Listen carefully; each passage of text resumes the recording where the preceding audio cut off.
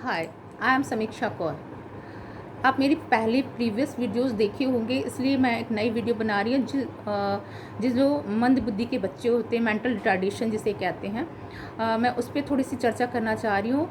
मंद बुद्धिता by birth होती है, कोई रोग नहीं होता है। बहुत बार पेरेंट्स को ये लगता है कि शायद ये एक रोग है और ये इन फ्यूचर ठीक हो जाएगा, बट ये नेचुरली है। जो एक माँ के गर्भ में बच्चा जब पलता है, और एक समय होता है, हर चीज़ के 9 महीने में एक पीरियड होता है जिसमें हर अंग, दिमाग, नाक का नाक मुंह सब डेवलप होते हैं। अगर उस बीच में कोई चीज़ छूट जाती है तो फिर वो नहीं बनती, चाहे वो दिमाग हो, चाहे हाथ पैर हो, चाहे आँख हो, चाहे नाक हो, चाहे हार्ट, जो भी चीज़ें होती है वो एक अपने यूनिक टाइम पे बनती है। उसके बाद वो चीज़ नहीं डेवलप होती है। बहुत बार ऐसा होता है कि ब्रेन ग्रोथ नहीं कर पाता। बहुत बार फीमेल्स को न्यूट्रिशन प्रॉब्लम होती है। बहुत बार ऐसा होता है कि जन्म लेने के बाद में मेनिंजाइटिस हो गई, पीलिया हो गया, या दूसरी इस तरह की बहुत सी ऐसी बीमारियां होती है जिससे बच्चे पे इफ़ेक्ट आ जाता है दिमाग पर। तो इस कारण बच्चा का आईक्यू कम हो सकती है। और दूसरी चीज़ होती है, इसीलिए एक चीज़ देखी जाती है, सबसे पहले हम ये पूछते हैं कि क्या आपका बच्चा जन्म लेते ही रोया था कि नहीं रोया था। रोना दोस्तों क्यों ज़रूरी है? रोना इसलिए ज़रूरी है कि सबसे बड़ी बात ये होती है कि जब आप बच्चा रोता है पैदा होते ही, इट मीन्स कि उसका लंग्स प्रॉपर काम कर रहा है और लंग्स से ऑक्सीजन पूरे ब्रेन तक गई है।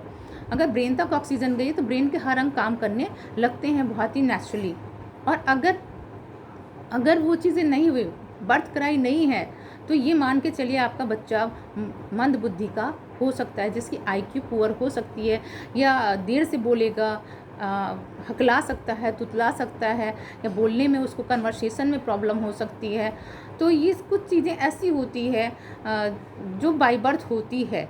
बोलना हकलाना को थोड़ी दिन के लिए हम दूर कर सकते हैं, लेकिन जो आईक्यू लेवल होती है, जो बाय बर्थ मिलती है, उसको डेवलप करना बहुत मुश्किल होता है, क्योंकि इसका भी एक टाइम होता है। जितना आप लेट हो चुके हैं वो लेट तो आप रहेंगे।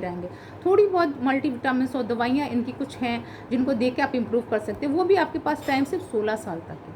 अगर 16 साल तक आपने इसमें कोई दवा इलाज नहीं कराया और सोचा नहीं बच्चा तो बहाना कर रहा है, इन फ्यूचर जाके अपने आप से ठीक हो जाएगा, तो ये मान लीजिए कि ऐसा नहीं होगा। 16 साल के बाद आईक्यू नहीं बढ़ती है, ब्रेन ग्रो होता है 1-2%, 2-4%, लेकिन आईक्यू का डेवलपमेंट नहीं होता है। तो मंद बुद्धिता को आप बीमारी ना समझिए, बल्कि उसको समय से रहते हुए पहचान लीजिए। जैसे कि आपके और बच्चे हैं या पहला ही बच्चा आपका है, तो जैसे हर एक स्टेज पे आप अपना ऑनलाइन चार्ट निकाल के देख लीजिए। मैं इतना लंबा वीडियो नहीं बना सकती हूँ कि 2 महीने पे 3 महीने में बच्चा कब स्माइल करता है, कब रिस्पॉन्स करता है, कब आई कॉन्टैक्ट करता है, कब खड़ा होना सीखता है, कब बोलना सीखता है।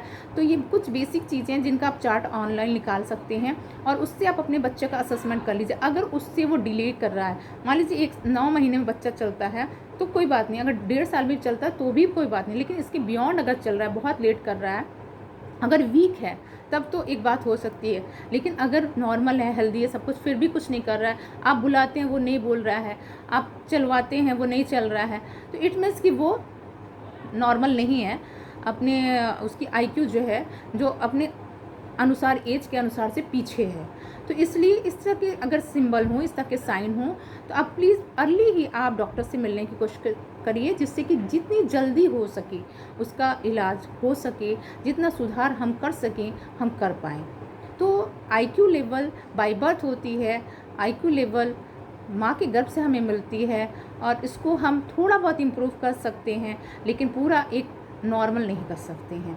तो अगर ऐसा कोई भी समस्या या बच्चा है आपके पास, तो उसको एज इट इज जल्दी से जल्दी आप कंसल्ट करिए, क्योंकि आपके पास बहुत कम टाइम है, 16 साल तक ही टाइम है, जिसमें आपको जितनी चीज़, जैसे कि पौधा होता है, पौधे में न्यूट्रिशन प्रॉब्लम हो जाती है, बहुत दुबला पतला हो जाता है, तो हम उसमें खाद पानी दे के थोड़ा सा उसको हेल्दी करते हैं, और अगर हेल्दी हो गया तो बहुत बेटर होती है।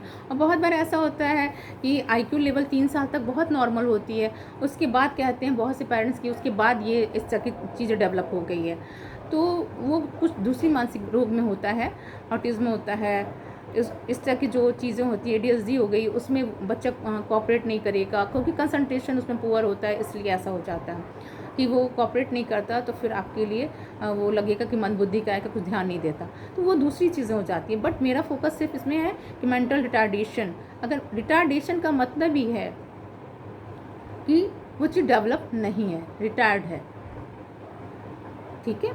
तो इसलिए मस्ट है आपके लिए कि आप अपने बच्चे के पैदा होने के बाद साइन एंड सिंबल को पहचानें, और अगर वो डिले है आप डॉक्टर से कंसल्ट ज़रूर करें। Thank you for me.